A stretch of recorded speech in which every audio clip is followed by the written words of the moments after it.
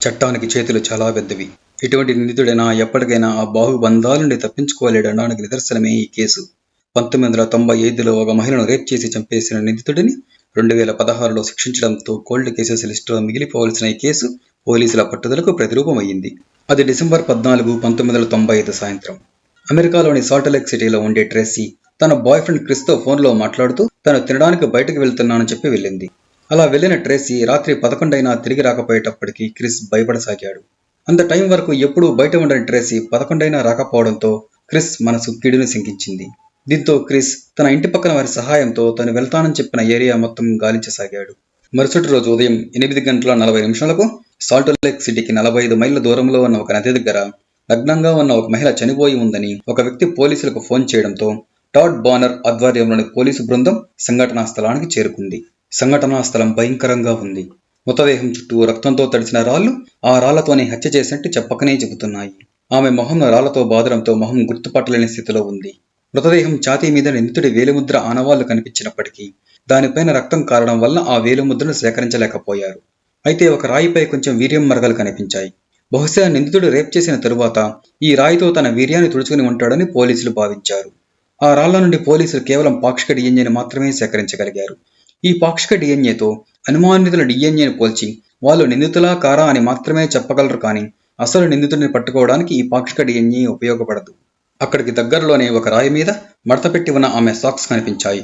సాక్స్లు రక్తంతో తడిసిన రాళ్ళు తప్ప నిందితుడి గురించి కానీ ఆ యువతి గురించి కానీ మరే ఆధారమూ లభించలేదు. అయితే ఆమె శరీరం మీద 2 టాటూలు ఉండడం, వాటిలో ఒకటి ఎడమ రొమ్ము పైన హార్ట్ షేపులో ఉండడం గమనించిన పోలీసులు ఈ విషయాన్ని లోకల్ మీడియాలో ప్రసారం చేయడంతో చనిపోయింది తన గర్ల్ ఫ్రెండే అని తెలుసుకున్న క్రిస్ పోలీసులను కలిశాడు. క్రిస్ నుండి ట్రేసీ తండ్రి ఫోన్ నెంబర్ తీసుకున్న పోలీసులు ట్రేసీ తండ్రికి కాల్ చేశారు. అయితే పోలీసులతో మాట్లాడిన ట్రేసీ తండ్రి ట్రేసీ క్షేమంగానే ఉందని, అయితే ఆమె సోదరి క్రిస్టల్ బెస్సెల్నవిచ్ జాడలేదని, బహుశా చనిపోయింది క్రిస్టల్ కావచ్చని తెలిపాడు. మృతదేహం క్రిస్టల్దే అని నిర్ధారణ కావడంతో పోలీసుల అనుమానం సహజంగానే క్రిస్ మీద కలిగింది. అతడు కావాలనే ఆమె ఐడెంటిటీ మార్చి చెప్పాడని, హత్య చేసింది అతడే కావచ్చని అనుమానించారు.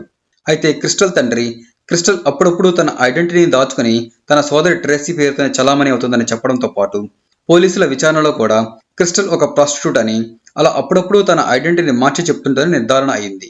పైగా క్రిస్ ఆర్థికంగా క్రిస్టల్ మీదే ఆధారపడి బతుకుతుండడం, ఆమెను చంపవలసిన అవసరం కానీ ఉద్దేశం కానీ లేకపోవడం, క్రిస్ దగ్గర వెహికల్ కూడా లేకపోవడం, మరియు క్రిస్ డిఎన్ఏ కూడా సంఘటనా స్థలంలోని డిఎన్ఏతో మ్యాచ్ కాకపోవడంతో క్రిస్ను అనుమానితుల జాబితా నుండి తొలగించారు. సంఘటన జరిగిన 3 రోజుల తర్వాత పోలీసులు హెర్బ్ ఫ్రై అనే టాక్సీ డ్రైవర్ను అనుమానించారు. దీనికి ప్రధాన కారణం క్రిస్టల్ పట్ల ఆకర్షితుడైన అతడు ఆమె తనకు దక్కకపోతే ఎవరికీ దక్కనివ్వను అని చాలా మంది దగ్గర ప్రస్తావించుండడమే. అయితే ఇతనికి వ్యతిరేకంగా కూడా ఎలాంటి ఆధారాలు లభించకపోగా సంఘటనా స్థలంలో పాక్షికంగా లభించిన డిఎన్ఏతో హెర్బ్ డిఎన్ఏ కూడా మ్యాచ్ కాలేదు. అయితే ఎన్ని సంవత్సరాలుగా ఈ కేసు విచారణ సాగుతున్నా ఈ కేసును విచారిస్తున్న టాడ్ బానర్ మాత్రం ఈ కేసును క్లోజ్ చేయలేదు.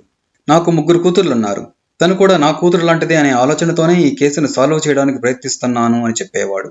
అలా 1995 నుండి ఈ కేసును విచారిస్తున్న బానర్కు ఈ కేసును సాల్వ్ చేయడానికి 2013లో అందుబాటులోకి వచ్చిన ఎంవాక్ సిస్టమ్ అనే అధునాతన డిఎన్ఏ టెక్నాలజీ ఉపయోగపడింది. వాక్యూమ్ ఉపయోగించి డిఎన్ఏ కలెక్ట్ చేసే ఈ పద్ధతిలో ఎటువంటి పదార్థం నుండైనా పూర్తి డిఎన్ఏ కలెక్ట్ చేయవచ్చు. అంతకు ముందున్న స్వాబింగ్ పద్ధతిలో రాళ్ల నుండి పూర్తి డిఎన్ఏ తీయడం సాధ్యపడలేదు. ఈ ఎంవాక్ పద్ధతి ద్వారా సంఘటనా స్థలంలోని రాళ్ల నుండి డిఎన్ఏను పూర్తిగా తీయగలిగారు. ఈ డిఎన్ఏను డేటాబేస్లో ఉన్న క్రిమినల్ రికార్డ్స్తో పోల్చినప్పుడు జోసెఫ్ మైకేల్ సింప్సన్ అనే వ్యక్తి డిఎన్ఏతో సరిపోయింది. ఈ సింప్సన్ క్రిస్టల్ను హత్య చేసే సమయానికే వేరొక హత్య కేసులో నిందితుడైనప్పటికీ పెరోల్ మీద బయటున్నాడు. సింప్సన్ను అరెస్టు చేయడానికి, కోర్టులో శిక్ష పడడానికి మరిన్ని ఆధారాలు సేకరించాలనే లక్ష్యంతో బానర్ సింప్సన్ని 2 రోజులు రహస్యంగా వెంబడించాడు.